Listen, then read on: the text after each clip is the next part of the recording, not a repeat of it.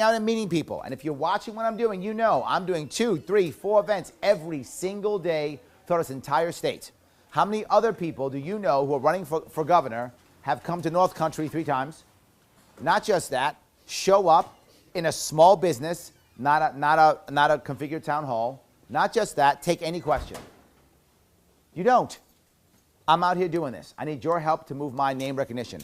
I make my name recognition shoot up there, I can win this thing. But I'm not done. I'm the only candidate, the only one who gets registered Democrats, registered Republicans, registered Independents, and people who haven't voted. Not just that. I'm the only one who gets every age range. Look around you. There's probably, I would guess, everybody here who's come here between the age of about 20 to probably over 60. That'd be my guess, because that's every single time. Is anyone here under 20? Oh, except not. Anyone 20, 21, 22? Any in that area? Some 20, 21, 22-year-olds? Yeah, a couple. Yes, exactly. All the time. Right? And I'm sure there's a couple you don't want to tell me over 60. I'm just a couple. Yes, but it's how it works. You will find that constantly. Anybody, I know I'm maybe in the wrong area, but is anybody here who's comfortable saying they're registered Democrat? Yes, okay, there, registered Democrat. Registered Republicans? Yes. Registered but not Democrat or Republican, either one. Just independent. There we go. Thank you. Anybody in this room who has not voted in the last 2 election cycles? Yes, there we go. Thank you. I just said that that's what I draw. Then I randomly ask, and there was at least one person from each of those categories. Find that in any other candidate. You can't. But I'll go one step further.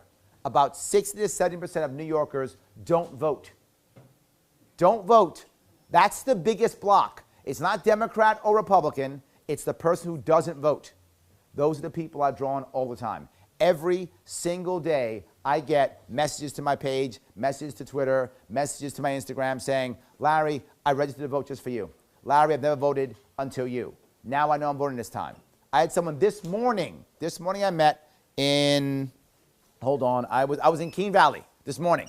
Keene Valley this morning, I met a woman who said, I've never voted in a non-presidential election until you. She drove an hour to see me. She drove an hour. Yes, she drove an hour. I was in Lake George. A guy drove 3 hours to see me because he didn't believe what people told him. Didn't believe it. He said, I want to talk to myself. And this guy asked me like 14 questions. But it's fine. I don't mind. So, but he wanted to know. So, yes, this is what's happening. People who are afraid vote for red or blue because they're afraid of the other, or they stay home because they've given up. But once you have hope, you actually get up, you show up, and you vote. Bernie and Trump both taught us this. Whether you're a Bernie guy or a Trump guy, doesn't matter. What you know, in 2016, Bernie gave the left hope, Trump gave the right hope. And guess what? People showed up. People showed up and voted. And that's why, if the Democratic Party system wasn't so broken, Bernie would have been the nominee. Trump was the nominee. This is an anti-establishment world right now, particularly in America. Here in New York State, it is. Remember Alexandria Ocasio-Cortez won in Queens? Woman with no policy? She won. Why? Anti-establishment.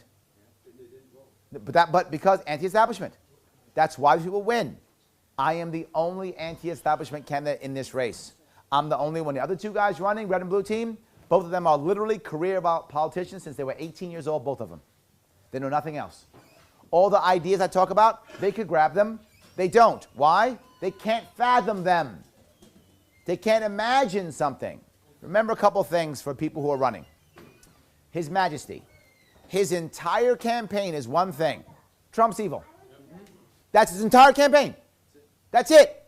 How does Trump's evil help anybody in this room? Well, let's just ask a further question. How does it help anybody in this room? Does anybody get a better job? Does anybody have more opportunity? Does anybody's kid get a better education? Does anybody's friend comes back or family come back from North Carolina or Tennessee or Arizona? No. No one's helped because he hates Trump. But you think, well, he's just a bad guy. How about the Republican? His entire campaign is, Cuomo's corrupt. Was that a newsflash? Is that something we didn't know already? We shocked by that? How does that help anybody? Put Cuomo in jail. Awesome, he goes to jail. Who gets help by that? Whose family or friend comes back from Arizona or Florida? Who gets a better job, a better opportunity? Whose business is now all of a sudden all good now? No one's. Nobody. I'm not worried about being righteous. I'm worried about happy New Yorkers. That's what I want.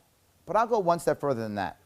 If you listen to what they say and you ask them a question about a problem situation you're having, what's their answer? Nothing. They have no answers for our issues. Let me be very clear about something. If you're a Democrat, Democrats have been running this state for 16 years. If they were going to fix it, wouldn't they have already fixed it? They're not going to fix it. They'd have fixed it. But I'm not a Democrat, Larry. I'm a Republican. Okay, great. You're a Republican. You're a Republican. You've been watching the Democrats tear this state apart for 16 years. Where's your plan? Where's your movement? Where is it? The current Republican nominee, where's his plan? He's literally been in politics for 22 years. Now you have a plan? And they get mad at me. Larry, where were you 10 years ago? Where were you doing this? Where were you? Particularly 2A community. Where were you when we were doing all this stuff? Where were you? I was running my business and family. But now I've been doing this for 1 year.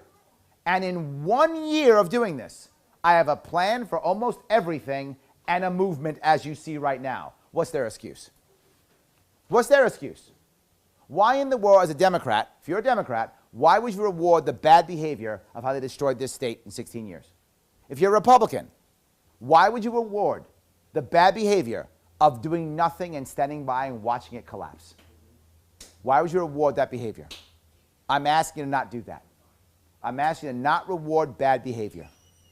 But Larry, you know what? I can't vote for you because then I'll split the vote and we'll get Cuomo. Hear it all the time. I'll split the vote and we'll get Cuomo. Let's be very clear. If you don't vote for me, you're getting Cuomo. That's going to happen. How do I know that? 16 years. 16 years, the same thing's been happening. Blue comes in first, and then, in any statewide election. I mean locally. Locally, you can find people you like. There's lots of good local people. And bad ones too. But lots of good local people. Statewide election, governor, lieutenant governor, AG, senator, controller, exactly the same every time. Blue comes in first, red comes in second, goes back to sleep. No change. But vote gold this year and watch change. Watch change this year. Because one or two things happens. One, I win. Awesome. I'll put into play all my ideas. Great. But not just that. It will change the entire nation overnight. There's no exaggeration there. Change the entire nation. Why? It'll tell the entire country a third party is possible. Exactly right. All those third parties that have no value, like Libertarian Party, Conservative Party, parties like that, all of a sudden, Veterans Party, all of a sudden now they have a shot. You can try something now. You have a chance at something new. But there's a more important piece here. It will make better Republicans and better Democrats because now the bar has been raised. Right now the bar is very simple. I killed one person, but you killed three. So you're worse than me. Pick me. That's how it is right now. We work for the lesser of two evils. We don't vote for someone we want to vote for. This will change that completely. Republicans and Democrats will be better. What if I lose? I come in second. If I come in second, people will want to hear what I have to say. There'll be a microphone in front of my face every single day, and I'll talk about things that matter. I'll talk about supporting our Second Amendment like no one else will. Right? I'll talk about supporting small business like no one else does. I'll talk about fixing family court like no one else does. I'll talk about changing taxation so we can stop being taxed so much like no one else does. I'll talk about all of those things that matter with real plans and real ideas. Hopefully they'll steal them. I hope they'll steal them. I'm not joking. Anybody here happen to see my Joe Rogan interview? Okay, great. At the end of Joe Rogan said, Larry, you got some great ideas. You better lock them down. People will steal them. Remember that? What was my answer? Let them. That's what I said. Good, take them. I'll go back home. I got a family. Take these things. I don't have to run.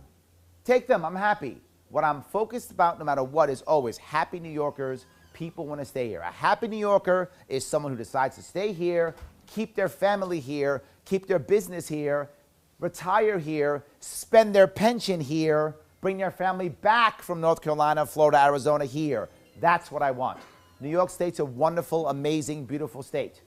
People love New York State. They just hate the government. They hate the government. That's the reality of it is. The last thing I'll bring up, people say you can't vote for Larry Sharpe. You should vote for me because because we have track records here all the time. Track record of support. Track record of defending. Track record of this. Your track record is 16 years of crap. Your track record is 8 years of 100,000 people leaving every single year.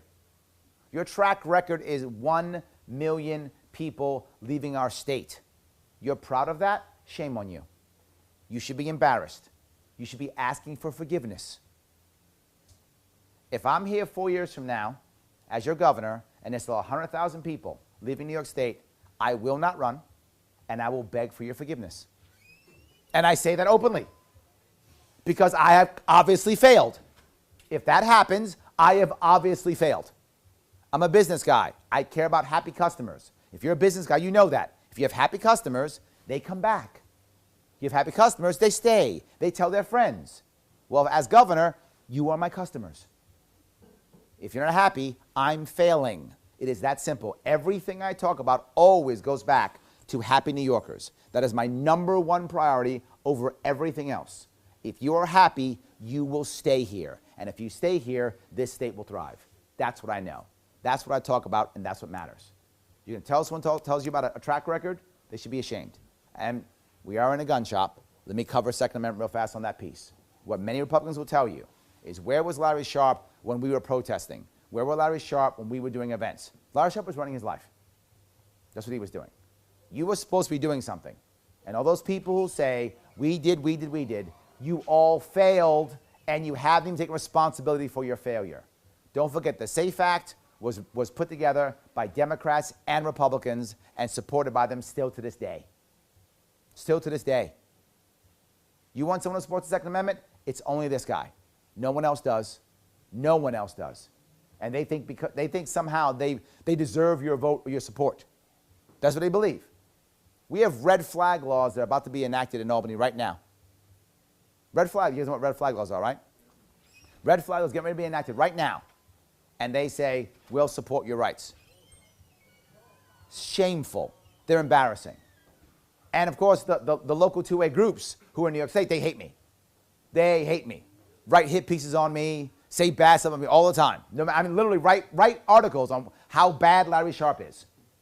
I'm not making that up. They literally write articles on how bad Larry Sharpe is. And then ask one of them, how will you get the SAFE Act repealed?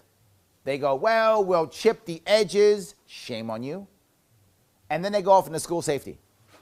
And why I'm bothered by school safety is this is the Republican Party linking school safety to firearms. Let me say it again. This is the Republican Party linking school safety to firearms. That validates every Democratic argument for gun control. Does that make sense, everybody? When I talk about it, I don't link them because they're separate. I don't link them because they're separate. If you're old enough, you remember a time when high schoolers would drive their pickup trucks to school and there'd be firearms in the back of the pickup truck. Some of you youngsters may not know that, but some of you old timers, you know that. That was a time. Where were the school shootings then? I don't remember them. They're not linked. We shouldn't link them, but we do because the Republicans are pandering. And that's the leadership, to be forward with you. The individual Republican voter doesn't think that at all. How do I know that? The individual Republican voter doesn't vote. Doesn't vote. You guys saw it last time when Astorino ran. If you were around last time, you saw it with Astorino. The individual Republican voter doesn't vote. The establishment whips up their people, they vote, and nothing happens. We have to change that. So let me wrap up if I could. I'd love to talk forever, but I won't. Instead, I'll have you ask me questions.